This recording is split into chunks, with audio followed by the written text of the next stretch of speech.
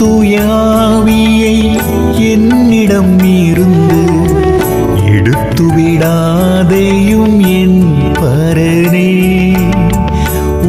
தூயாவியை என்னிடம் இருந்து எடுத்து விடாதேயும் என் பரனே.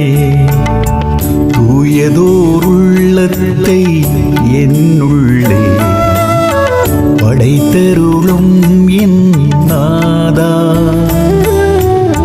புதுப்பிக்கும் ஆவியே என்னுள்ளே உருவாக்கியருளும் என் தேவா. தூயதோர் உள்ளத்தை என்